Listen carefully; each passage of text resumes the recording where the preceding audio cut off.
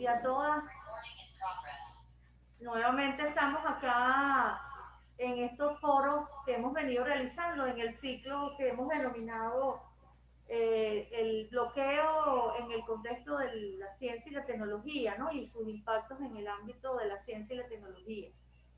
Es el cuarto foro, hoy culminamos con este ciclo. Ha sido sumamente interesante porque hemos venido eh, conversando desde el punto de vista conceptual, desde el punto de vista del recuento histórico de lo que ha sido el impacto en el país, y hemos tenido también las experiencias positivas que han permitido reaccionar, si se quiere, para procesos de resistencia, desde la Callapa Heroica y su equipo, y desde la Alianza Científico Campesina y todas las experiencias que se han venido realizando para ello, ¿no? Culminamos hoy con una mirada diferente, una mirada que nos puede decir desde el ámbito internacional cómo nos ven, cuáles son los impactos que tiene el bloqueo y todas las medidas que se derivan de ese proceso desde afuera, ¿no? O sea, una mirada internacional.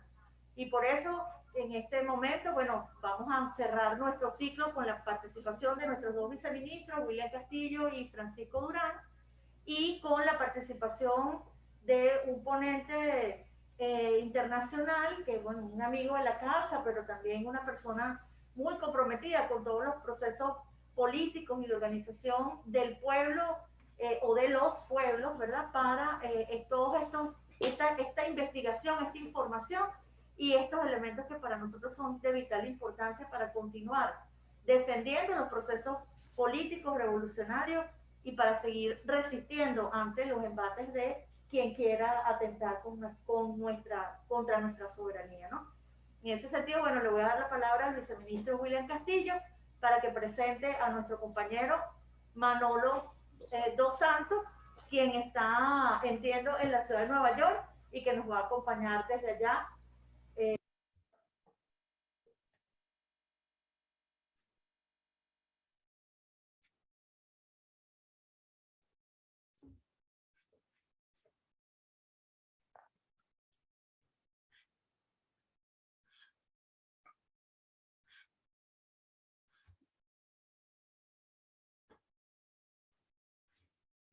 Perdimos el audio. Un momento, por favor.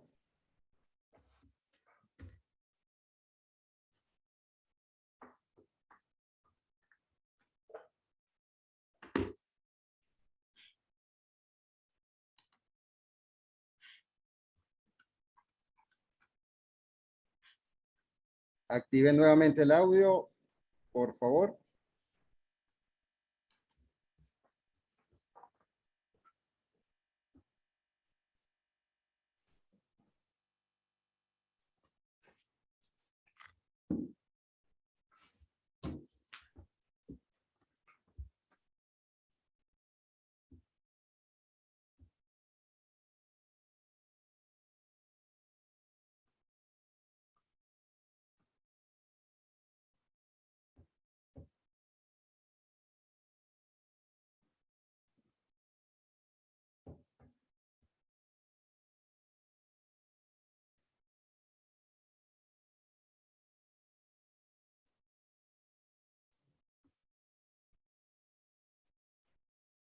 No se escucha el audio.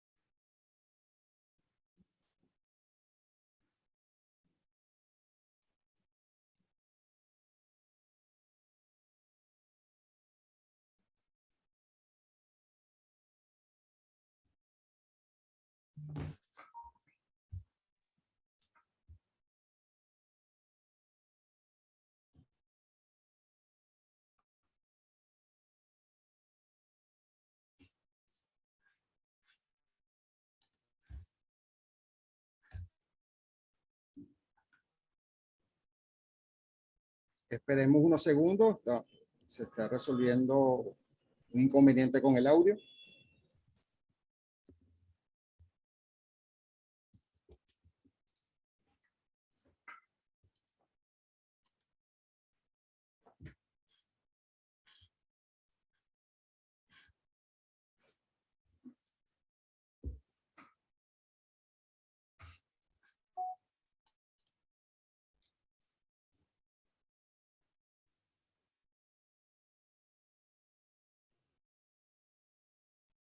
Manolo, no tienes problemas con el audio, ¿verdad? ¿Tú me escuchas bien?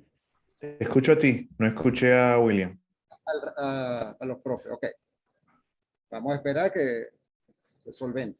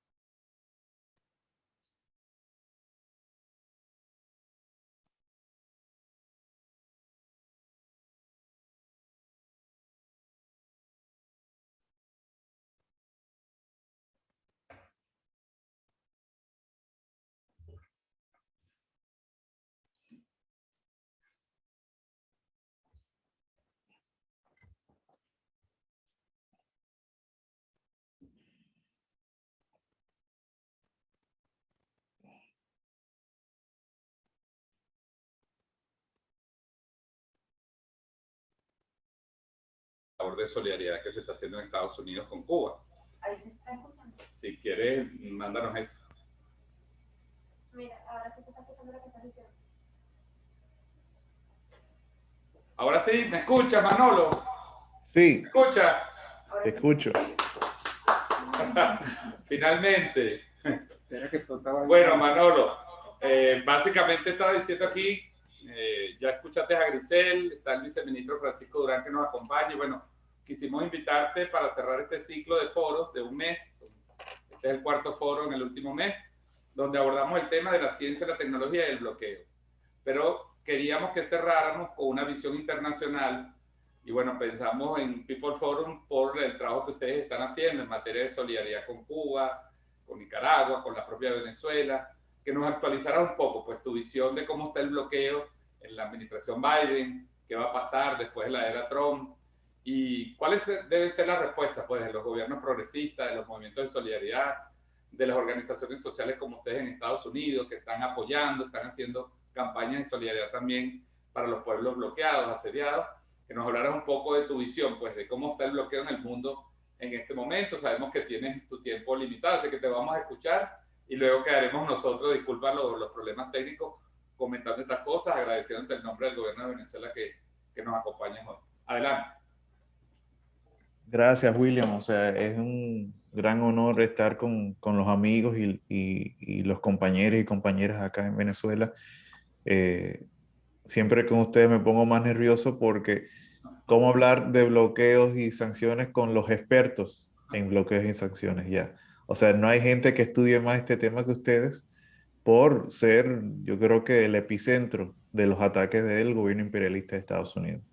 Entonces, me honra mucho poder compartir con ustedes y me da pena que no tenga mucho tiempo para, no solamente para presentar, sino también para escuchar su opinión y pensares, pero ahí le echamos. O sea, quería contribuir un poco, no solamente en cuanto a las preguntas que resalta William, sino también algunas de las reflexiones que sacamos Vijay, Claudia y yo de nuestro libro Viviremos, que se basa mucho en la experiencia de Venezuela, pero que intenta, creo que, abrir el foco un poquito más amplio para pensar de que lo que estamos viendo contra Venezuela no es un caso aislado, no es solamente contra Nicaragua o contra Cuba, sino que estamos viendo una nueva tendencia del imperialismo norteamericano, que es el de la guerra híbrida, como método de dominación suprema, completa, máxima, contra los pueblos del mundo. Y en parte, o sea, parte de esa experiencia ha sido analizar con más profundidad varios elementos y quería compartir algunos solamente de ellos en unos breves minutos y después lanzaron también a la conversación. O sea, nosotros hemos visto cómo en los últimos años, ya llevamos casi 3 décadas, de que año tras año la Asamblea General de la ONU somete a una votación la propuesta de eliminar el bloqueo de Estados Unidos contra Cuba. Este mismo 23 de junio de este año, fueron 184 países encabezados por el Grupo de los 77, el Movimiento de los No Alineados y otros países desarrollados que votaron de manera abrumadora de nuevo por poner fin al bloqueo. Ellos, al referirse a esto, en cuanto a la votación, el ministro de Cuba, del canciller cubano, Bruno, afirmó algo que me parece muy importante. No hay ni una sola familia cubana que no haya sufrido estas consecuencias. El bloqueo no es otra cosa que un acto de genocidio, según dispuesto la misma Convención para la Prevención y Sanción del Delito de Genocidio, como fue aprobado en el 1948. O sea, el genocidio no es otra cosa que un acto de guerra. Lo que estamos viviendo los pueblos del mundo ahora es un acto de guerra suprema no declarado por el gobierno de Estados Unidos. En la asamblea antepasada de la ONU, cuando se estaba discutiendo esta resolución en contra del bloqueo, me pareció muy interesante que el canciller venezolano, Arreaza, comenzó a hablar del bloqueo contra Cuba como un castigo colectivo que emana de los caprichos y la soberbia de los que se creen superiores.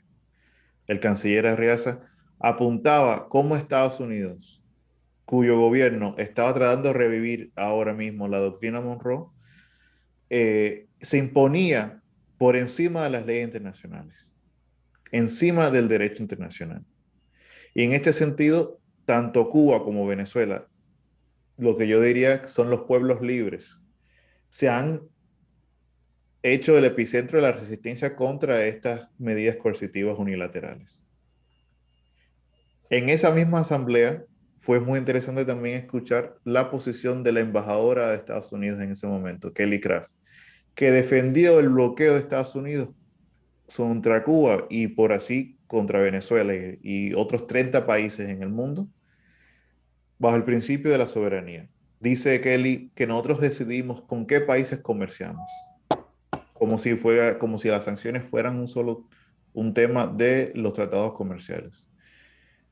La embajadora Craft incluso añade diciendo que esto es nuestro derecho soberano.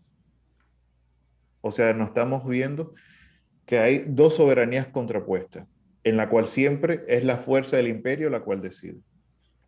Cuando Reaza se pronunció a favor de Cuba, también mencionó, y fue muy importante en ese momento en la Asamblea General, hablar de los intentos de golpe orquestados por Estados Unidos contra Venezuela.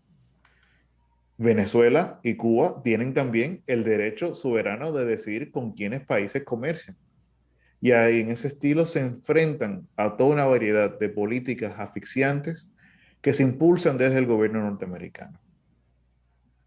Es por el uso de la fuerza de Estados Unidos que ni a Cuba, ni a Venezuela, ni a unos más de 20 países en el mundo se les permite ejercer su soberanía plena.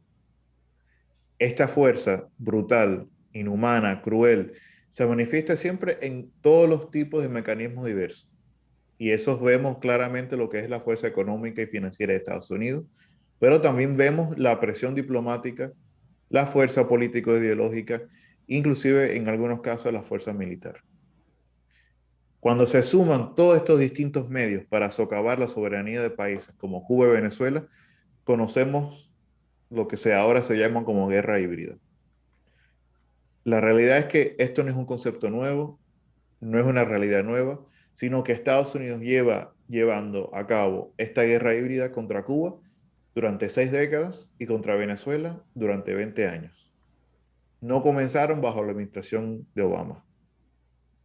En papel, lo interesante de estas sanciones que impone Estados Unidos es que siempre abogan porque la alimentación y los medicamentos siempre están exentos de estos bloqueos.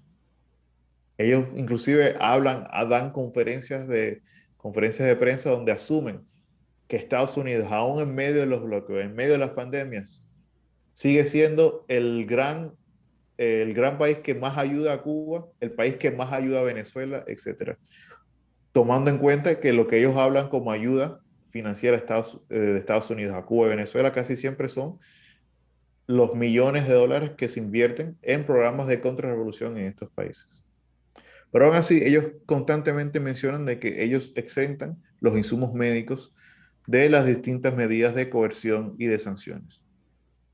Pero la realidad es que ni Cuba, ni Venezuela, ni Irán, ni Corea del Norte, ni muchos países del mundo, inclusive en casos como el Líbano, donde no es el país que está sancionado, sino diferentes entidades estatales y figuras privadas en el Líbano, se le hace cada vez más difícil transportar esos insumos médicos a sus países, se le hace más difícil comprar esos insumos médicos y tampoco se le hace fácil poder incorporarlos a su sistema de salud, ya que en la mayoría de estos países los sistemas de salud en su mayoría están gestionados por el sector público.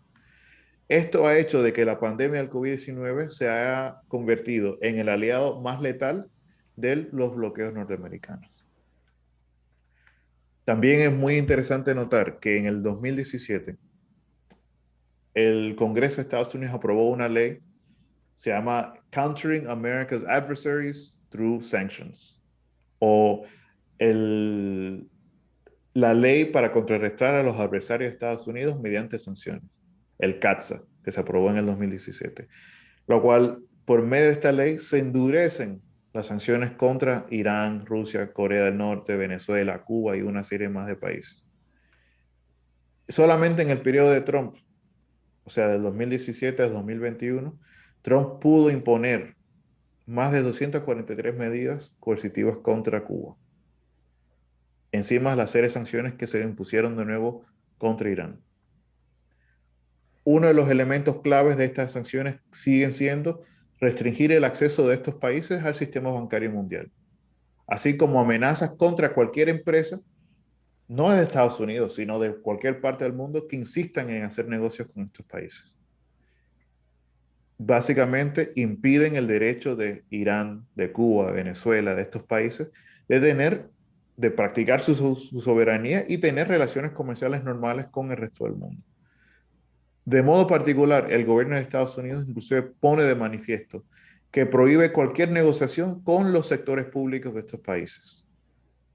La infraestructura de salud que brinda servicio a la vasta mayoría de la población en Irán, como en Venezuela, como en Cuba, en estos momentos de pandemia, sigue siendo gestionada por el Estado. Esto no es otra cosa que una declaración de guerra y un acto de genocidio contra los pueblos del mundo. Los países que han sido sancionados por Estados Unidos ahora luchan no solamente por importar equipos médicos, sino inclusive para tener acceso a las vacunas de COVID. Y hemos visto el chantaje y el robo a plena luz del día contra países como Venezuela por acceder a las vacunas del COVID-19. Nos queda claro que Cuba, si no hubiera sido por el desarrollo biotecnológico de Cuba en estos casos, hubiera quedado completamente aislada y sin muchos recursos para acceder a el sistema de vacunas de COVAX. Llegando a la actualidad, y para ir terminando un poco, yo creo que es importante resaltar que mientras nosotros nos enfocamos y hubieron campañas feroces muy grandes de nuestra parte en contra de la administración Trump, porque llevó este nivel de sancionamiento, o sea, esta guerra a fin de los bloqueos, lo llevó a otro nivel bastante expansivo, o sea, Trump expandió el sistema de sanciones y bloqueos en contra de varios, o sea, llegaron casi a los 29 países del mundo bloqueados bajo la administración Trump. Pero lo que ha hecho la administración de Biden no es reducir o llegar al espacio de negociar o de conversar o de dialogar con estos países, sino de confirmar la política de Trump. Y eso lo hemos visto inclusive en los recientes días en cuanto a Cuba, que viendo la situación interna de Cuba, lo que ellos asumen como una debilidad, la administración Biden se insiste cada vez más, no solamente en sancionar figuras, sino en no dar reversa a las políticas, a las 243 medidas de Trump. Inclusive Biden afirma que hay que mantenerla a nombre de los derechos humanos. Para mí, yo creo que no solamente para mí, sino para muchos de los espacios como el Foro del Pueblo en Nueva York y nuestros movimientos y organizaciones sociales en Estados Unidos, lo importante es que ni Cuba ni Venezuela han capitulado, se han rendido ante la presión de Estados Unidos. Ambos países han tenido una dignidad inmensa de mantenerse de pie ante la presión que ejerce Estados Unidos en nombre de todos sus aliados en Europa, en Canadá y en América Latina, que por cierto cada vez son menos. Hay que constatar que en todo esto lo que nos resulta muy interesante y resulta de mucha importancia para nosotros, inclusive se hace muy urgente, es que cada vez más hay que estudiar este tema de desarrollo de la guerra híbrida para integrarlo cada vez más en el análisis de nuestra lucha contra el imperialismo. Sin entender lo que es la guerra híbrida, sin entender que la política de Estados Unidos solamente va cada vez más hacia el dominio total de la guerra en todas sus formas, es importante porque nos permite entender cómo entonces nos enfrentamos a esta guerra imperialista de Estados Unidos, cómo desarrollamos tácticas y estrategias alternas, no solamente para que estos países sigan desarrollándose, sino también para crear un mundo multipolar. Y ahí corto porque me interesa mucho escuchar las opiniones de ustedes, escuchar sus pareceres, ver cómo enlazamos esfuerzos y proyectos, porque el tema del bloqueo contra Venezuela, de nuevo, no es contra Venezuela, sino es un bloqueo, una guerra que se ejerce contra los pueblos del mundo. Muchas gracias. Oh, bueno, gracias Manolo, gusto en conocerte desde aquí, desde este espacio. Y bueno, serás bienvenido presencialmente cuando puedas estar por acá para compartir también otros espacios acá con nosotros, pues, en el Ministerio de Ciencia y Tecnología y en el Observatorio de Ciencia y Tecnología venezolano. Le voy a dar la palabra al viceministro William para que iniciemos entonces un conversatorio con esta información que rescato de tus palabras. Por ejemplo, el concepto de guerra híbrida, el análisis que se debe hacer de eso para con ello enfrentar la práctica imperialista, pero además llamando la atención de que es algo orquestado, de que no es algo exclusivo venezolano, sino que como práctica imperial pues también tiene ramificaciones, ¿no? Y que bueno, termina siendo un atentado contra los derechos humanos y contra la soberanía de los pueblos, ¿no? Entonces, les doy la palabra y empezamos nuestro conversatorio. Gracias, Grisel. Sí, yo también quiero hacer solo 2 breves comentarios a la exposición de Manolo. Me parece que es muy interesante la contextualización que le ha hecho, el concepto de guerra híbrida como un concepto que transversaliza todos los fenómenos asociados al bloqueo, a las sanciones, a las medidas coercitivas unilaterales.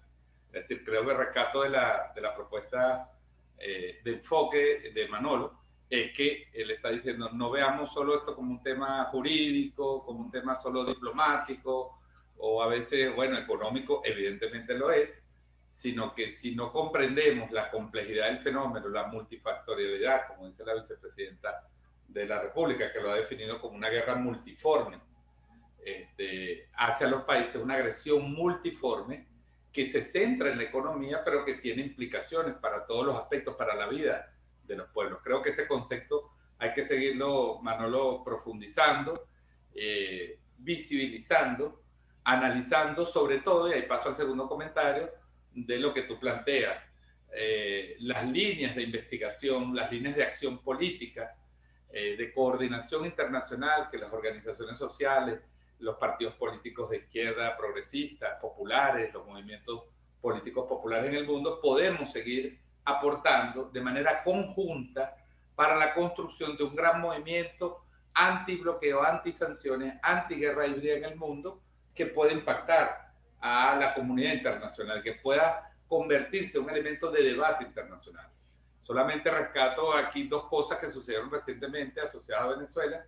Hace unas semanas se produjo un foro muy importante donde estuvieron los principales expertos en esta materia en Ginebra y en otras partes del mundo, organizados por Venezuela y la Escuela de Diplomacia de Ginebra, y los mismos expertos de África, de Europa, de Estados Unidos, hablaban de la necesidad de construir una doctrina político-jurídica para combatir las sanciones, una doctrina internacional desde los pueblos, desde la resistencia de los estados por el derecho internacional. Creo que es una medida importante que se suma a este aporte desde los movimientos sociales que hace Manolo. Y el segundo elemento es la comunicación también que 5 relatores de derechos humanos han enviado hace unos días al secretario de Estado de Estados Unidos, enfocados narrando el caso específico de las muertes de los niños venezolanos a causa de la imposibilidad de pagar los tratamientos de trasplante de médula ósea o trasplante de hígado en Italia y Argentina, que fueron bloqueados por los bancos internacionales por las sanciones de Estados Unidos. Entonces, construir esa visión integral pasa de demostrarle a nuestros pueblos y al mundo y actuar en consecuencia contra estas organizaciones internacionales que se pliegan a los bloqueos, que simplemente con un botón, como dice la vicepresidenta, bloqueando una transacción económica, impacta la vida de miles y a veces millones de personas en los países pobres, en África, en Venezuela, en los países en desarrollo. Entonces creo que esa visión pues, de la guerra híbrida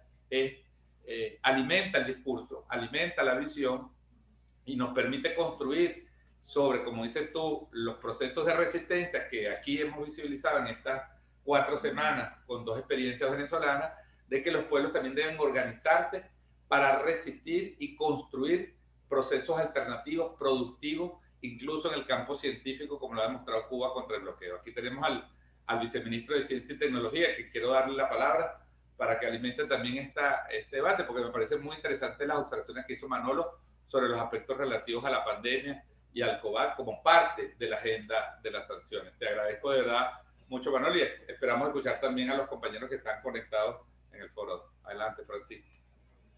Gracias, William. Bueno, otra vez aquí. Esta es, como tú decías, la cuarta sesión, si podemos llamarla así, y cada vez que estamos en uno de estos foros escuchándolo, entonces nos parece poquito, porque se abre mucho más el tema y el debate. Saludos a Manolo y gracias por compartir estos minutos con nosotros. Ojalá, como decía Grisel, te podamos tener aquí físicamente y continua en esto. Hay que decir, como lo comentaba William, que esta es una primera etapa, ¿no? Dijimos, en el cual estos dos observatorios, pero particularmente el impulso que queremos dar a un observatorio que pudiéramos decir es inédito en el mundo, por lo menos no conocemos en otro, y esperamos que con esta iniciativa mundial sea mundial. Además, creo que va a tener que ser así si casi 30 países están bloqueados en esta modernidad, ¿no? Bien moderna la cosa, ¿no? Y esta primera etapa estaba asociada al tema de la ciencia y la tecnología. No era específicamente del Ministerio de Ciencia, sino como la ciencia y la tecnología era una de las áreas que tenía o había un impacto sobre ella y qué efecto tenía sobre el país en esta materia, las medidas coercitivas unilaterales de los Estados Unidos y Europa. Y con lo que ha comentado Manolo, creo que sintetiza, por decirlo así, muchas de las cosas que hemos conversado anteriormente. Yo diría, por lo que él comenta, que esto está, diríamos, enmarcado y uno no puede escaparse, como tú decías, aunque queremos darle la visión sectorial de ciencia y tecnología, es tan multifactorial, efectivamente, como dice la Benita, que cualquiera de las áreas está interconectada. Y yo digo, está interconectada, y es un poco de geopolítica, porque bueno, así es la realidad del capitalismo mundial. Seguramente desde que se inició el proceso de colonización estamos bloqueados, ¿no? Cada imperio ha hecho, pero con distintas medidas de acuerdo al propio desarrollo de la sociedad y al propio desarrollo científico que se haya hecho, ¿no? Uno pudiera decir en estos momentos, un poco para meternos en lo de ciencia, tecnología, de innovación, en lo que nos corresponde, y con respecto a lo que decía Manolo, cómo uno lo ve. Quizás los observatorios, y nosotros debemos, como aprovechando esta discusión que tenemos, el excelente trabajo que ha hecho William, que nos ha mostrado, pero también pensando, Grisel, que uno puede ver otros elementos, que es lo que, digamos, que es lo que nos muestra. No trata de ver lo que hicimos, ¿no? La resistencia, en este caso, en salud, la resistencia de la callapa, la resistencia de los campesinos, ¿no? Pero que es como una respuesta, diríamos, en algunos casos, diríamos, voluntaria, en el sentido que es espontánea, en otros casos participa el propio Estado, el pueblo organizado, todo esto, como ocurre en Cuba, como ocurre en Nicaragua, ¿no? Pero pensando en esta doctrina, en lo internacional, yo creo que tenemos que ver algunos datos, algunos indicadores, algún concepto que nos permita ver lo que no pudimos hacer, por eso, efecto, que sería realmente también parte del impacto. Y uno ve, por ejemplo, en ciencia, porque la ciencia siempre existió, pero el dominio en estos momentos es de tal magnitud que uno dice, bueno, no tengo acceso a comprar algo, o algún medicamento, alguna cosa que digo en salud, o elementos que se requieren para la agricultura, o para la electricidad, etc. Pero yo diría, más que eso, es el efecto que tiene en no tenerlo. Muchos de ellos, por ejemplo, es porque son propiedad del capitalismo. Tienen patentes, tienen derechos de autor, tienen derechos de autor que son individuales, pero en realidad son de corporación, ¿no? La contradicción que uno puede tener, ahorita digo contradicción, no como personas, sino en el marco de lo que es la civilización, como decía Manolo. Una crisis mundial del capitalismo, una crisis mundial de la salud, una pandemia que tiene todo el mundo, ¿no? Pero las farmacéuticas llenándose. Es decir, una tasa de ganancia significativa que ahora implica un nuevo modelo de bloqueo, que quizás no lo vemos, no digo a Venezuela, digo al mundo. Es claro, y eso es notorio, eso ni siquiera tenemos que demandarlo, la capacidad que han tenido, vamos a decir, los países dueños de las propias farmacéuticas, los más cercanos y más asociados, que son los mismos, los norteamericanos, algunos países europeos, otros que son donde está la mayoría del acceso a la vacuna. Ya William dio datos la vez pasada y cada vez se profundiza más, porque mientras más se produzcan vacunas, entonces la desigualdad es mayor, porque acceden más el capital y menos los países pobres, vale decir, los del sur. Otra vez decir que geopolíticamente el sur se enfrenta hacia el norte, en este caso en el conocimiento, porque ellos tienen el conocimiento y se lo apropian. Y eso hace que investigaciones, publicaciones, etcétera, que requerimos, no tenemos acceso. Que ya no es que un país en particular o una empresa por la sanción, sino que está, yo no sé cuál sería la palabra, creo que me iba a decir orquestado o Excel, pero para mí es como que fuera orgánico. Es decir, es el momento del capitalismo actual en el cual eso funciona, ¿no? Eso del switch es cierto, ¿no? Valga para la cosa del propio switch, que se utiliza para los temas financieros. Entonces ahí viene entonces la tecnología. Teniendo el conocimiento también son dueños de la tecnología. Es decir, ¿por qué el orden económico mundial tiene entonces esos mecanismos? Bueno, porque crearon la tecnología para que fuese así. Uno pudiera no hacerlo así tecnológicamente, pero sería entonces tan enredado, ¿no? Y tan difícil que volviéramos. Entonces esta modernidad, entre comillas, nos pone a tener una dependencia geopolítica del norte, quien es el que maneja, entonces, no solamente tiene un conocimiento y la tecnología, sino que se apropia del manejo de la tecnología. Entonces uno dice, la agencia del Tesoro norteamericano y toda la... Pero es que ellos representan un dominio total del mundo. Sí. Y por más iniciativas que hemos tenido en China, en Rusia y en otros, de todas maneras. Y en la innovación también. Hacerle una pregunta a Manolo, porque sé que tiene el tiempo sí. Y nosotros nos podemos quedar luego en la conversación. Pero fíjate, Manolo, aquí hay tres cosas que te comenta la audiencia que tienes allí, ¿no? Una es si conocemos, si existe información sobre los tanques de pensamiento de universidades norteamericanas, que bueno, que son también un espacio desde la academia que actúa contra Venezuela y que además son normalmente apoyados por empresas o fundaciones, ¿no? O sea, si eso también está pulsado desde la academia.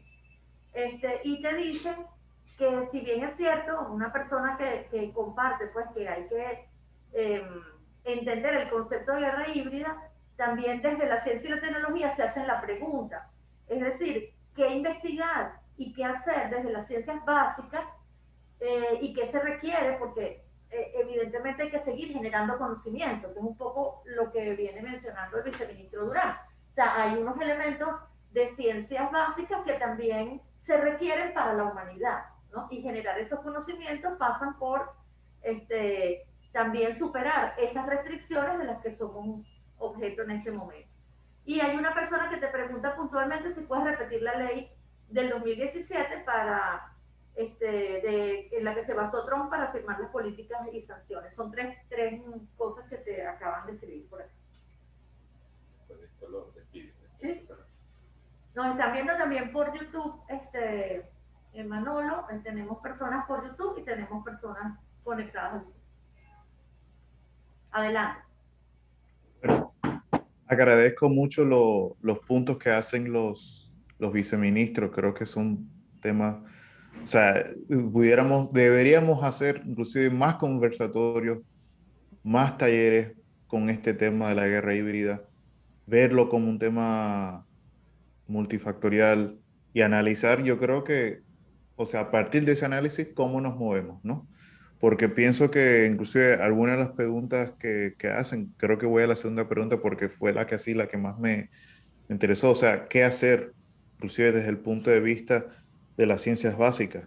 Creo que una de las cosas determinantes es, tomando en cuenta que la guerra híbrida existe, que esta es la política del gobierno de Estados Unidos, sin importar quién esté en la Casa Blanca, demócrata o republicano. tomando en cuenta que la política de Estados Unidos va hacia la dominación total del planeta, entonces nosotros tenemos que afirmar nuestros procesos de soberanía. Inclusive recuerdo en mi última visita a Venezuela, escuchando al mismo presidente Maduro, la necesidad de fortalecer la formación en ciencias y tecnología de todos los ciudadanos venezolanos. O sea, la única manera, y creo que eso se ha comprobado con el caso de Cuba, la única manera que Cuba ha podido resistir no solamente el bloqueo, sino enfrentarse a la pandemia en estas condiciones tan letales que impone Estados Unidos, es por su fortaleza en la biotecnología.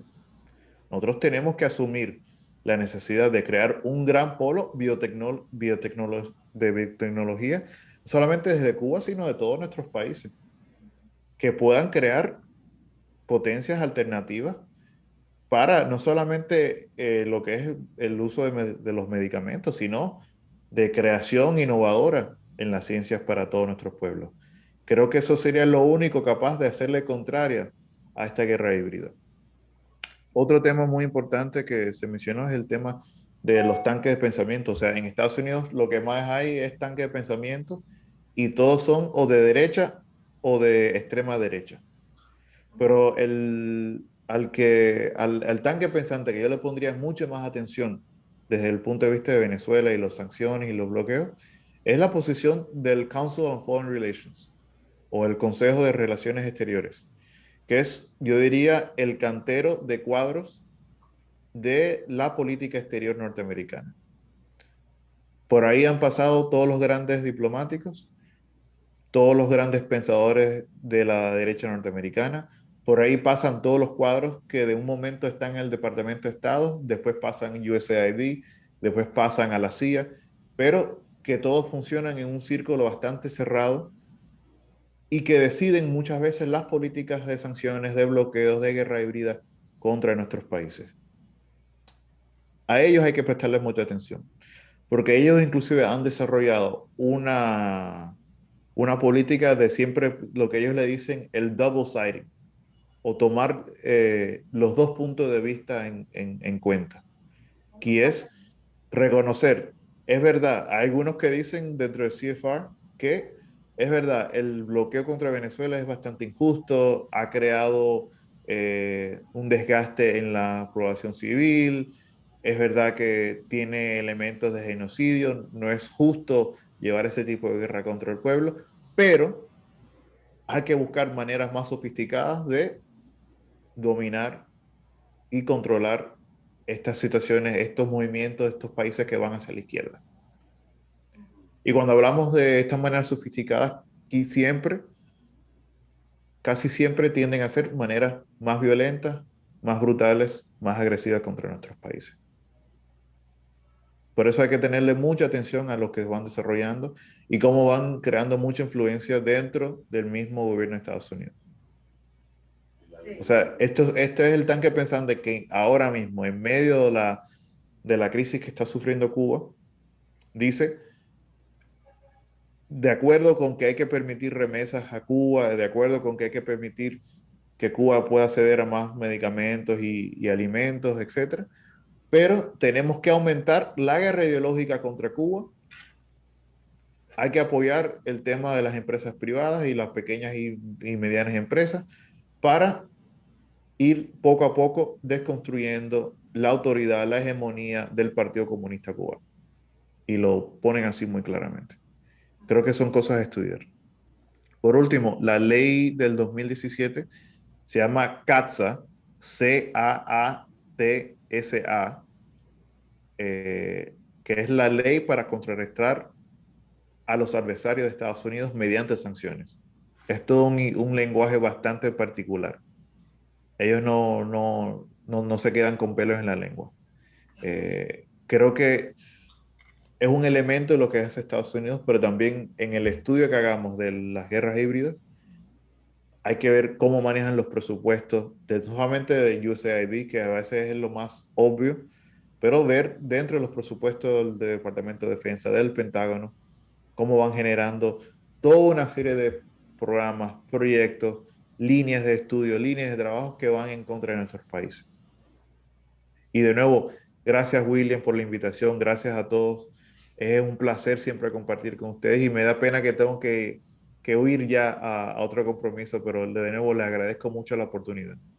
No, gracias a ti, Manolo, por acompañarnos en la mañana de hoy, súper complacidos con el rato que nos has suministrado, de verdad que ha sido no solamente gratificante, sino nutritivo, ¿no? Lo que nos han expresado.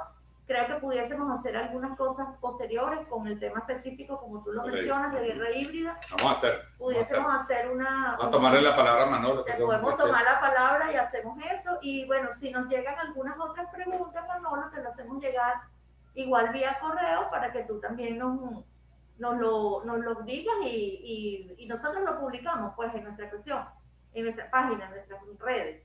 Esto que estás viendo, el cierre de este ciclo, igual te comento, va a ser publicado en un texto, los cuatro ciclos, las cuatro conferencias que hemos tenido a lo largo de este ciclo, así que bueno, te estaremos también contactando para eso, ¿sí? Muchísimas gracias y bueno, venceremos. Venceremos. Bueno, Vice, estaban ustedes hablando aquí, por supuesto, vienen otras preguntas, pero las preguntas están referidas a, bueno, que cómo contrarrestar la situación. Obviamente la pregunta que siempre hace. ¿Cómo vencemos el bloqueo? Esa es la pregunta fácil. Esa pregunta es fácil, ¿verdad? Si lo supiéramos seguro. Bueno, pero la fácil la dejamos de última. Así es, pero no sé, pongo en la mesa una pregunta aquí generadora para la conversación, que tiene que ver con la diversidad de estrategias también, porque si la guerra es híbrida y multiforme, las estrategias también tienen que ser híbridas y multiformes, ¿no? Él dice bueno, que estudiemos sobre el tema y comprendamos el fenómeno, pero las estrategias no necesariamente, dependiendo del grado de intensidad o del perfeccionamiento de la estrategia puede venir de arriba hacia abajo, es decir, el gobierno se prepara con estrategias políticas y estrategias económicas en las diferentes áreas, pero lo que quiero resaltar es que viene desde una estrategia de gobierno, ¿verdad? Como una política de Estado para contrarrestar. Pero escuchando a Manolo, digo, bueno, ¿y dónde están las estrategias conscientes, ¿verdad?, del pueblo organizado para contrarrestar también esto? O sea, creo que son dos niveles. Sí, no, muy interesante esa precisión que tú haces, Grisel, porque yo creo que Francisco ya pues, nos ponía un poco esta plataforma. Creo que lo que al final la discusión sobre el bloqueo y antibloqueo tiene que ver más para los pueblos asediados, acosados, con el antibloqueo que con el bloqueo. Evidentemente, tú no puedes diseñar políticas antibloqueo si no conoces lo que te están haciendo. Yo recuerdo que el presidente de la República ha dicho en varios eventos, de manera sistemática, lo ha reconocido, incluso en algún momento lo ha señalado como una suerte de autocrítica, que uno de los problemas en el 2014, él lo decía, lo ha dicho varias veces, fue no comprender la profundidad de la estrategia que se venía. Pero bueno, ya la hemos comprendido. Así son los procesos históricos, pues, porque ningún país se prepara para ser agredido. Hay países que se preparan para agredir a otros, pero evidentemente tú vives en una comunidad de intereses mundiales donde se supone que hay un derecho internacional, una organización de Naciones Unidas, unos tratados internacionales que hay que respetar, un tratado de derecho humanitario, el derecho hasta de la guerra, que en una guerra deben ser respetados los civiles, no se pueden afectar los alimentos, no se pueden bombardear hospitales, y nosotros cada vez que recibimos una sanción al Ministerio de Salud o a una transferencia para comprar vacunas, es como dice la vicepresidenta, una bomba sobre un hospital o sobre el sistema de salud.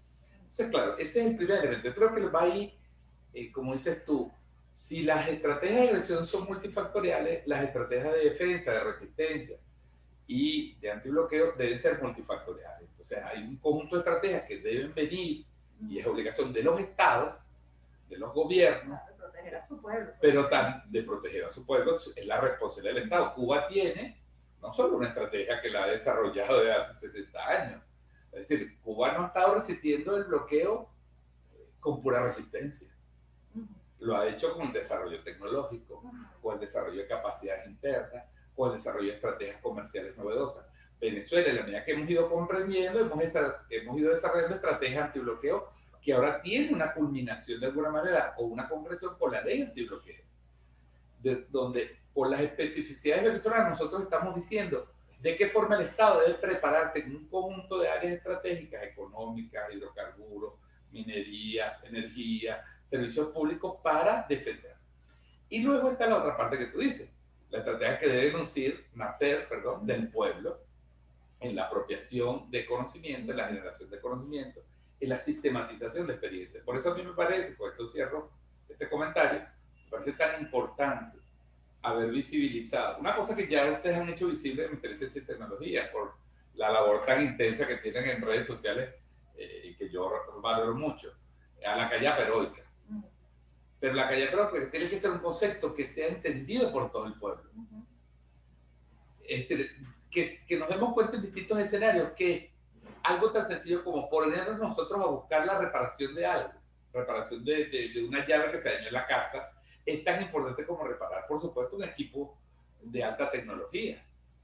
Entonces, ese proceso es tan interesante. La alianza científico-campesina, con su impacto en las políticas, no solo científicas, sino en las políticas agroalimentarias, en la producción de alimentos, en la producción de semillas, es una línea estratégica, el presidente lo acaba de decir.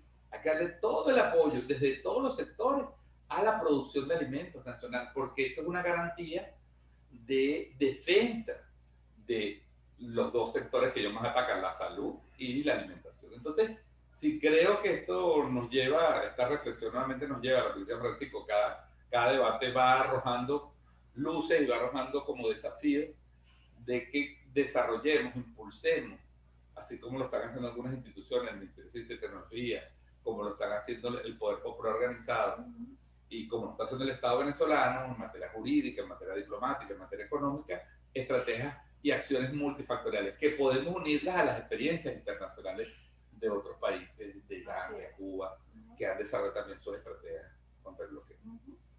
Francisco. Sí, yo quería comentar, aprovechando tu pregunta, quizás un pedacito del debate que tuvimos en la primera sesión. Porque siento que desde que se declaró nuestro primer grito de independencia estamos bloqueados. Eso también es un tema histórico que, como decía el comandante Chávez y ahora Maduro, tenemos que lograr nuestra segunda independencia. ¿Por qué? Porque siempre ha sido, en realidad, la lucha del pueblo contra el imperio dominante. Y uno se pone a ver en la dinámica histórica, ¿no? Todo lo que ocurrió en la independencia, ¿no? Y cómo Estados Unidos ya se perfilaba y cómo Bolívar, o sea, tuvo esa visión histórica de ver cuál era el papel de los Estados Unidos. Cómo, digamos, el primer bloqueo concreto naval contra Castro evidenció, ¿no? Pareciera una cosa copiada, pero en otra idéntica, ¿no? Cómo diríamos, el ser nosotros un proveedor de petróleo mundial hizo en esa etapa, pero también, por ejemplo, en el 45, con el golpe de Medina, ¿no? Así que la ley de hidrocarburos, como yo comenté la pasada, se mantuvo hasta el 2002. Como al llegar Chávez, ¿no? Inmediatamente se activó. Es decir, siempre ha estado allí, ¿no? Lo que pasa es que se activa cuando los intereses, porque esa es la palabra, y como dice Manolo, ellos no están con muchas cortapisas para decirlo, ¿no? Cualquier elemento es contra los intereses de los Estados Unidos, ¿no? Entonces, por supuesto, uno pudiera entenderlo así: cualquier iniciativa de liberación, de independencia, de soberanía de cualquier país atenta contra los intereses de los Estados Unidos. Y yo diría, es verdad, porque su tarea es dominar el mundo, y cualquiera que quiera dejar de dominarse atenta contra los intereses de él. Lo que pasa es que uno a veces cree que los intereses de ellos son otros. O sea, uno hace el análisis desde el lado de uno. El interés de nosotros es la paz, ¿no? Es lograr la integración de los pueblos, es lograr la cooperación, pero uno se imagina que está pensando que ellos son así. No, ellos están bien claros que la de ellos no es así, y por eso escriben leyes como esa, aprueban cosas y dicen, esos son nuestros intereses, que ustedes no se hayan dado cuenta de otras cosas. Y resulta que uno cuando hace las entregas sobre todo, ellos están claritos y nosotros a veces hacemos el análisis como si estuviéramos hablando de nosotros. Creo que en la historia también, y creo que hay que recuperarlo, el presidente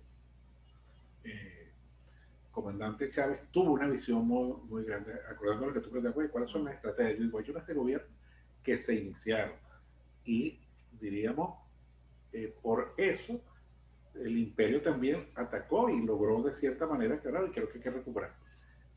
Por ejemplo, Petrocaribe fue el mejor ejemplo de integración latinoamericana y caribeña, ¿no? En contraposición, cuando todavía no había esta crisis energética ni había sobreproducción de petróleo, para complementar yo no diría que era el petróleo ni la energía, era la integración caribeña y latinoamericana. Y por eso se atentó contra eso. Entonces, los tanques de pensamiento, uno puede ver escritos muy interesantes hace 10 años, ¿no? Contra los intereses norteamericanos. Claro que era contra los intereses norteamericanos porque ellos tenían toda una estrategia de producir mayor petróleo y dominar a estos países a través de eso. Entonces yo digo, Petrocaribe no solamente Petrocaribe, es una estrategia de resistencia latinoamericana, y ahí es donde Iber, para lo que está mandando, lo que decías tú, no es solamente un país, o sea, que resista a Cuba por su lado, resista, etcétera, ¿no? Porque tú dices lo de las bombas, ¿no? Los gringos tienen, porque para mí los gringos son los europeos y son los israelíes, o sea, son los mismos que votan contra Cuba cada vez, ¿no? Entonces tú dices, aquí es bloqueo, etcétera, la guerra. Pero Palestina es bomba directa a un hospital de un niño, ¿no? Que viola todas las cosas y no aparece por ningún lado ninguna sanción para ninguna cosa, porque ellos mismos. Y en ese elemento la integración latinoamericana se concreta. Por ejemplo, y yo creo que hay que estar pensando en esto, ¿por qué no hay centros de investigación comunes, por ejemplo, en el ALMA? Teniendo nosotros cierto desarrollo, Nicaragua, Cuba, etcétera. O sea, yo creo que eso es parte de la... en materia comercial o en materia de empresa, se llamó en su momento las gran nacionales. Yo creo que ese espíritu hay que recuperar. Porque, por ejemplo, no hay universidades, que hay unas como la Andrés Bello, pero digo, pensando en esta idea que uno diga, bueno, ante esta situación, supranacional, ante esta situación, ¿no? que dijo, oye, ¿verdad? Para la vacuna, fíjate el desarrollo que tiene Cuba. Pero aquí también tenemos conocimiento. En otros países también. Entonces, bueno, podemos aliarnos y decir, bueno, vamos a... Por eso decía, Gran Nacional la llamó, y sí, hubieron varias iniciativas. Yo por ejemplo, en alguna de ellas me parecía interesante, porque uno discutía con esos países, bueno, cómo nos ponemos de acuerdo, ¿no? Para consolidarnos entre esta... Entonces yo creo que en ciencia y tecnología es viable pensando en la cosa. ¿Y por qué comento eso? Porque lo que tú planteabas de cuál es la estrategia del proceso sería una estrategia de gobierno, una estrategia, diríamos, integradora latinoamericana, con otra dinámica, una CELAC, una SUR, otros elementos allí. Pero en el pueblo, que yo creo que podemos tener la debilidad porque los gobiernos asumen su tarea, ¿no? Y nuestro pueblo, en particular nuestro, no el de Cuba, por ejemplo, repito, hemos tenido una capacidad de consumo y de calidad de vida superior sin producirla, y ha hecho que, de cierta manera, sí en este momento que ya todo el país, toda la sociedad sabe, ¿verdad? Nos han venido, ¿verdad? Que estamos bloqueados. Como que es verdad. Entonces ahora sí tenemos esa dinámica. Por ejemplo, la callapa, que debiera ser, vamos a decir, un espíritu para todo lo que hagamos de ahora en adelante, porque suena la palabra popular nuestra, porque difícilmente un individuo o un gobierno, o un gobernador, o un presidente, o un alcalde, o alguien solo puede hacer. Tenemos que hacer lo que hace el pueblo, hace una callapa, dice, vamos a hacer una callapa porque tenemos que meternos todos a resistir. Y la otra, creo yo, Grisel, es utilizar, vamos a llamarlas las novedosas leyes del poder popular que tenemos nosotros en Venezuela, que nos dan una capacidad de construcción, porque eso sería una formalidad. Porque entonces, bueno, la cosa no puede ser así voluntaria, espontánea, no, tenemos que lograr que el pueblo organizado, pues yo creo que ese también es, vamos a decir, el valor agregado significativo revolucionario que tiene Cuba, que tiene una resistencia, pero también que tiene un pueblo organizado desde el comienzo de la revolución, que ha mantenido una, diríamos, organización significativa. Yo creo que lo que tenemos que hacer es impulsar nosotros, con nuestras novedosas leyes, unos mecanismos, vamos a decir, más concretos ante esta dinámica. Porque en ciencia y tecnología parecería, no voy a decir que la palabra sea fácil, pero es como más atractiva. O sea, que tú dices, oye, todos podemos reparar, en vez de estar pensando que nos van a traer una cosa importante que la sustituye. O sea, nuestra cultura de mantenimiento tan bajo podemos elevarla para que todo el mundo... El cuidado de todas las cosas, en todos los entes públicos y en todo lo que sirve a la sociedad, no debería ser un valor que nosotros deberíamos preservar muchísimo más. El seguimiento, control social de la gestión pública no debería impulsarse para garantizar que lo que hagamos en el Estado sea el trabajo voluntario, que como bien el Che Guevara lo impulsara, no debería ser parte de nuestra dinámica, y unos valores que caben en este momento en el cual nos estamos dando cuenta que la dinámica, fíjate los antivalores que hay, no sé si ustedes vieron, que uno no encuentra explicación para saber en qué momento estamos. De un Twitter de Provea en estos días, o de Provea, como dice, o Prodea, como dice el canciller, racista y de yo diría que no encuentro la palabra, contra Yulimar, sencillamente porque ganó medalla de oro, porque todo el mundo está emocionado y satisfecho de que un país como este, o sea, buscándole todas las posibilidades de una cosa negativa cuando todo el mundo, ni siquiera solo Venezuela, porque igual ocurrió en España, porque sepan, con Peleteiro y otros negros también que ganó medalla de bronce en gimnasia. O sea, hay un mundo que se está transnacionalizando, el fascismo, el racismo, o sea, y este país, ¿no? Como dicen que se lo comen, es un país de igualados. Aquí todos estamos en una que la gente que se le gusta todos nos entiende porque nos reconocen, así como es Yulimar, porque muy bien que nos representa culturalmente, ¿no? Esa es una venezolana, ¿no? Claro. Entonces yo creo que el pueblo tiene que tener una dirección ahora más profunda del partido, del gobierno, de la sociedad, en este caso de la ciencia y la tecnología, donde las callapas, las alianzas, digo las callapas porque no es esa única, no es la única, y las alianzas porque tampoco es la única, es la que hemos podido mostrar y quizás más significativa para este ministerio que lo tenga, pero la ciencia ni es de este ministerio o exclusivamente, ni la tecnología tampoco, ni la innovación, es fundamentalmente del poder creador de los pueblos, como diría Aquilea Nazor. Fíjate que es bien pertinente, ¿no? Porque aquí hay unos comentarios que hace una persona que se lo voy a pasar al viceministro Durán luego directamente, porque tiene que ver con el tema del agua, ¿no? Y él es nuestro representante ante el Consejo Presidencial para precisamente esa área estratégica del Consejo Científico Presidencial, que es el agua. Porque bueno, la persona menciona aquí que hay algunos desarrollos y algunas cosas que se están haciendo que son 100% venezolanos y que pueden contribuir con algunos temas, entonces lo voy a pasar directo porque es una cosa bien puntual, ¿no? Pero después hay un comentario donde dice, tenemos la posibilidad de instalar en Venezuela la primera, no, ya va, este es otro. Creo que es momento de hacer el llamado, no sé si a través de los foros o de estos foros, a los investigadores y a los científicos, que si bien no están necesariamente aportando directamente a soluciones puntuales a los problemas que nos aquejan, se genera conocimiento aplicable al desarrollo intelectual del venezolano.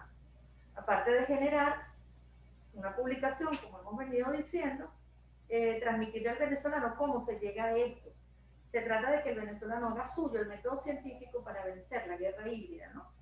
Y eso me permite atar varias cosas que estamos diciendo aquí, que tiene que ver con el tema cultural, que vengo a ponerlo nuevamente ahí como generador de debate, ¿no? Porque si bien es cierto, hay resistencia ante un momento coyuntural, que ya no es coyuntural, pero ojalá no sea tan largo como le ha tocado a otros países. Si bien es cierto, resistimos y actuamos como una reacción ante la situación, lo que está detrás de Callapa no necesariamente es el mantenimiento y la resistencia, sino la independencia tecnológica. Claro. concepto de fondo. Entonces el concepto estratégico de largo aliento debería ser culturalmente el venezolano debería estar preparado para mantener, ¿sí? Para el mantenimiento, para una cultura de mantenimiento, pero también para una cultura de no seguir importando partes y piezas, sino hacerlas y repararlas aquí. Nos lo preguntaron en el primer foro, o nos hicieron alguna referencia al tema de la elaboración de partes y piezas aquí. Entonces, más allá del proceso puntual de resistir ante la situación, está el concepto estratégico. Entonces, es aprovechar la transformación cultural que tampoco se da en un proceso de corto plazo, ¿no?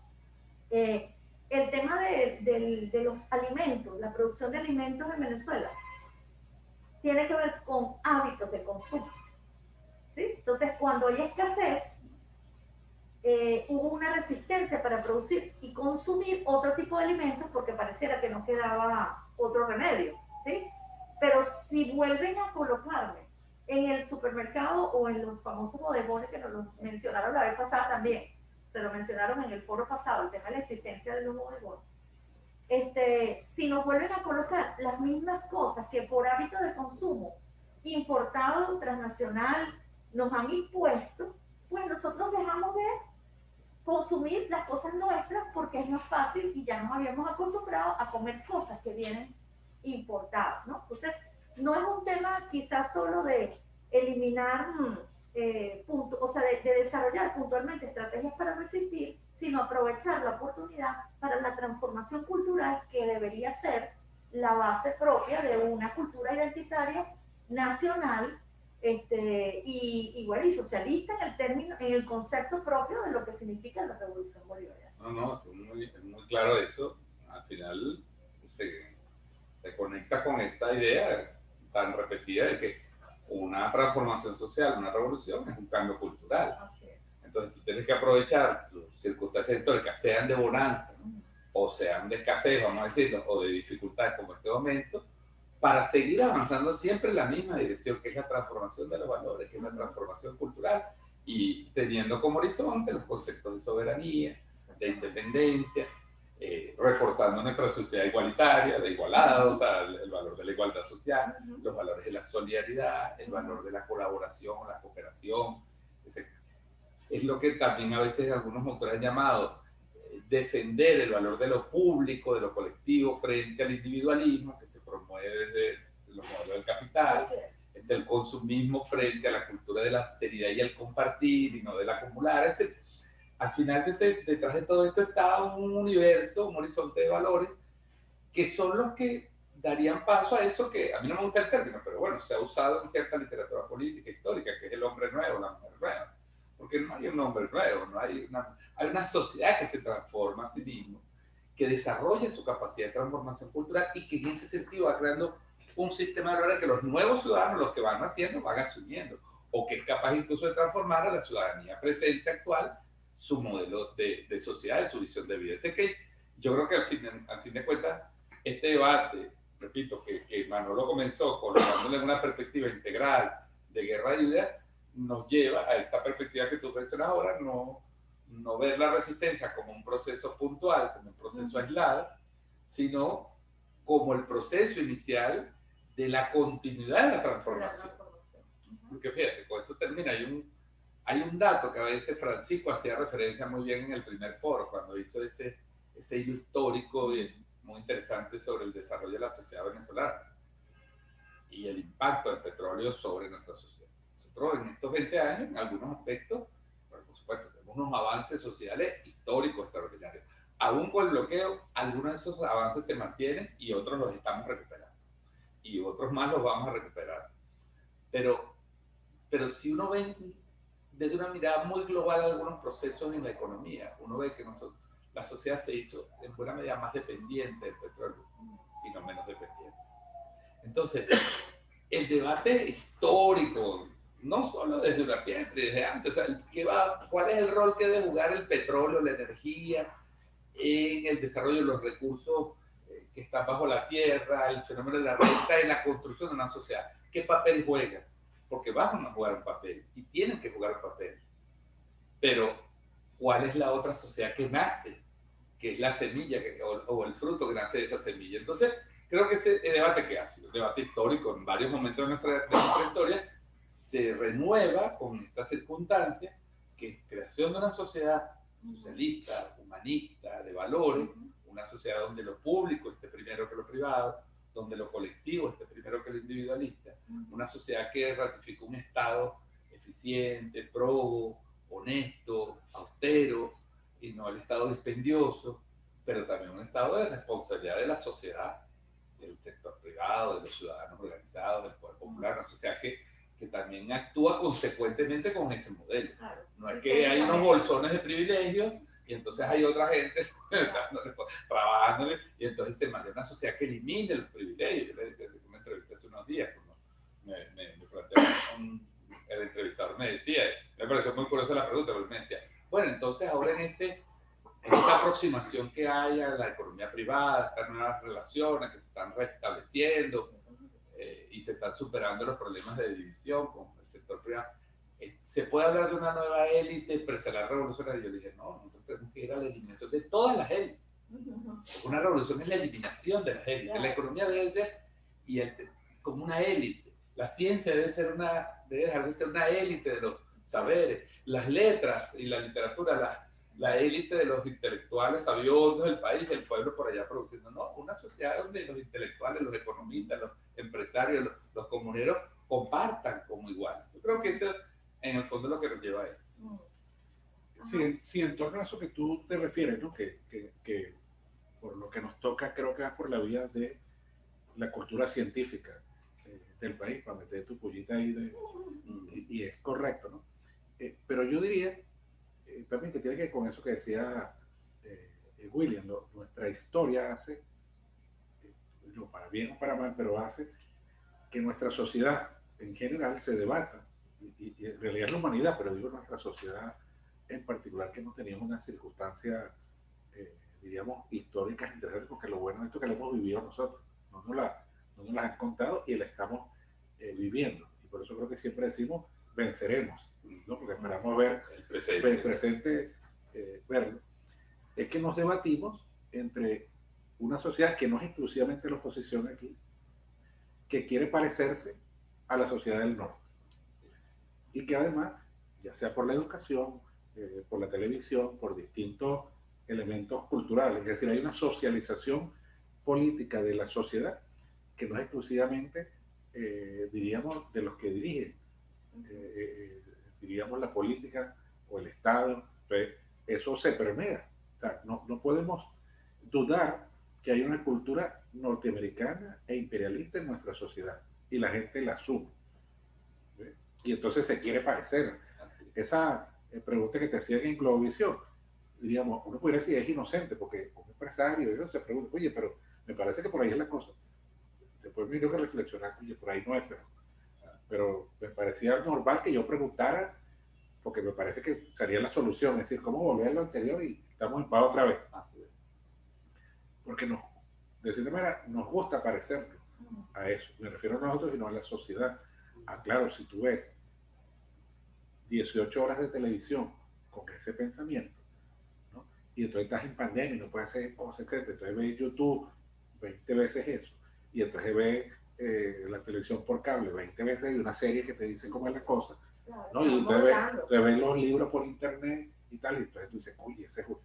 Después, por otro lado, entonces tú dices, queremos ser colectivos, que estemos juntos, que no haya élite, que la cosa no sea individual. No, tú estás cubanizando la sociedad. Entonces te ponen en 3 y 2. O sea, entonces la gente empieza a ver. Yo creo que esa es una tarea que tenemos, porque por supuesto que ahí todos estamos de acuerdo. El tema siempre es cuál es la estrategia, cuál es la correlación de fuerza que tenemos para eso, cómo por ejemplo, en algunos países, la magnitud, vamos a decir, la intervención es de tal manera que hay que bloquear, porque si no, se da una intervención de hecho sin que haya un arma. Eso se hizo aquí, uno no lo ve. Eso se hizo aquí el 11 de abril. Y dijeron, ¿cómo no? Vamos a dejar esta pantallita para que el presidente diga, ¿no? Y el otro es la que nosotros. Sí. Bueno, por decir, coño, se puede ocurrir, no, es que ocurrió. Solo que, bueno, en 3 días ocurrieron toda una historia de este país que uno no se acuerda sino cuando lo recupera otra vez. Eso se ha mantenido, solo que no está tan transparente como en aquel momento.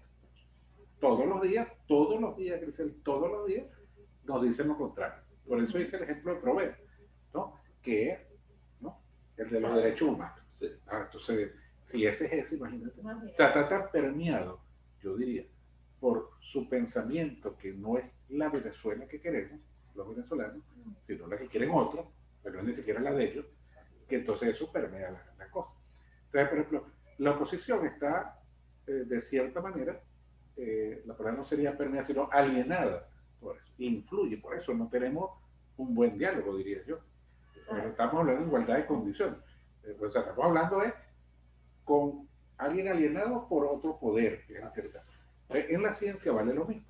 Nuestros investigadores, los más relevantes, no digo alguien en particular, sino en general, nuestra sociedad, la universidad, quieren ser, es como el norte, o quieren ser como ellos. No es que quieren ser independientes, soberanos, que nos recorren. O sea, no son la Yulimar, lo que quiero decir. Quieren ser otro, un atleta gringo que ganó el honor. Quiere ser Yulimar. Y Yulimar, para mí, en lo cultural, no es exclusivamente que ganó, no es el nacionalismo, sino que logró demostrar, y por eso el ataque es tan arrecho, porque no hay posibilidades mundiales de poder. Sí, de marcar el modelo dominante. No existe. No hay forma. Oye, negra venezolana, el bloqueo, salsera, venga de uno, transparente. Entonces tú dices, oye, esa es la venezolana. Eso nos representa más que cualquier otra. Bueno, en la ciencia es mucho más difícil. Porque se creen que eso que tú dices élite. No es que son élites, se creen élite. Porque ojalá tú dices, bueno, es que son una élite. No, se creen. Claro. La élite está de tal manera ya que en cualquier momento lo compre. No, véngase para acá, porque eso es lo que ocurre. Entonces, allí es más difícil. Sin embargo, intento que el conocimiento, más allá de la cultura científica, está en todo, en el pueblo, en los sectores académicos, universitarios, en las empresas, en la sociedad en general. Es posible que la estrategia que pueda tener el Estado y el Poder Popular puedan permear en este momento, porque también es un caldo de cultivo como ese, pues la gente también se da cuenta de esa situación y le permea en otras cosas. Es decir, a veces los errores o las torpezas de la oposición o del imperio o de los que están contra nosotros se voltean. En América Latina lo vemos. Yo creo que ya con el nuevo presidente de Perú y el Partido Perú Libre, creo que desapareció el grupo de Lima, me imagino. Porque, no, pero me digo culturalmente, porque no tiene sentido que los que están en el grupo de Lima ya no son los que estaban en el grupo de Lima. Entonces, no es un grupo, es simplemente unos partidos políticos, ni siquiera unos pueblos, creo que son unos partidos que se pusieron de acuerdo contra Venezuela. Ahora, ¿qué coño van a hacer? No tienen posibilidades políticas porque ha cambiado el panorama en América Latina. Ojalá se profundice, pero con esa idea de que nos integremos en una estrategia, más allá de reuniones de cosas concretas que podamos hacer en América Latina y que pueda permitir unidad de pueblo. Yo creo que Venezuela ha sido una referencia. ¿Por qué lo digo? Porque en lo político, si en algo hemos contribuido nosotros, que es que ante cualquier elemento, diríamos, internacional, en materia institucional, que hemos hecho eventos aquí y hemos tenido iniciativas, y en distintas otras siempre ha estado algún elemento del pueblo. Y los congresos del pueblo son eso. Son que no nos conformamos con que gobierno o presidente o representantes del Estado o la entidad, sino que también el pueblo participe directamente. Y los congresos de los pueblos en América Latina creo que ha sido, vamos a llamarlo, el valor agregado que ha puesto este país para irnos a encontrar. Y yo creo que eso es lo que ha hecho además que la resistencia vaya más allá además, si sigue así con lo que dicen las inmigraciones y las cosas, que muchos venezolanos, es posible que todos estos países se chavismo, entonces terminan siendo concejales, alcaldes y cosas, y habrá una América Latina y habrá una dinámica diferente. El tema cultural, bueno, es apasionante, ¿no? Pero más que la cultura científica puntual, es un tema de modo de hacer, ¿no? Modo de hacer y modo de ser. Y nosotros venimos de la hegemonía de la modernidad como modelo civilizatorio, ¿no? Entonces, con eso yo quería terminar este encuentro de hoy porque Dussel nos decía, el filósofo Enrique Dussel, nos ha dicho que transformar o avanzar hacia un modelo civilizatorio diferente implica superar el concepto de la modernidad tal como nosotros lo hemos venido viviendo, porque bueno, fue impuesto y fue un modelo hegemónico occidental. ¿Okay? Pero bueno, para superarlo, él habla de que nosotros no deberíamos pensar en la libertad tal como la pensamos nosotros, sino en la liberación. Y en eso estamos. Nosotros hablamos de la liberación de los pueblos. Y para sentirte libre en un proceso de liberación, no una libertad individual, como la promovemos usualmente en todas estas contiendas políticas, bueno, pasa por hacerte sentirte parte de otra sociedad y de otro modelo civilizatorio.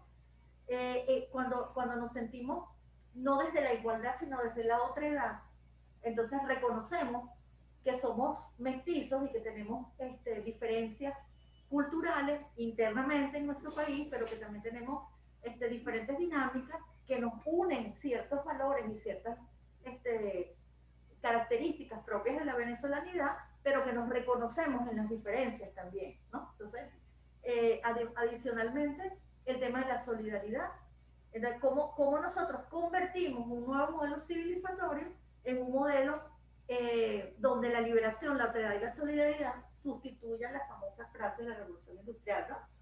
Que, bueno, superemos esos elementos de la revolución industrial que fueron los que nos posicionaron en la modernidad con un modo de ser y un modo de hacer y transformemos realmente la sociedad venezolana, yo diría la sociedad latinoamericana y la sociedad del sur que está buscando estas alternativas en un modelo civilizatorio que definitivamente debe al traste con todo lo que ha sido la modernidad impuesta para Occidente con un modo de hacer y de ser que de verdad nosotros estamos buscando plena soberanía para sustituirla y para superarla. Entonces, pero gracias William, no, gracias Vice, Francisco, muchísimas gracias a Manolo, lo volvamos a ver, creo que ha sido una conversación interesante. No se olviden, por supuesto, de mantenerse conectados con los foros de los miércoles, ya les traeremos nueva información sobre las propuestas de los próximos ciclos de foros. No olviden pues contactarnos como siempre en nuestras redes sociales y bueno, aquí los esperamos el próximo miércoles a las 10 de la mañana. Muchas gracias. Gracias.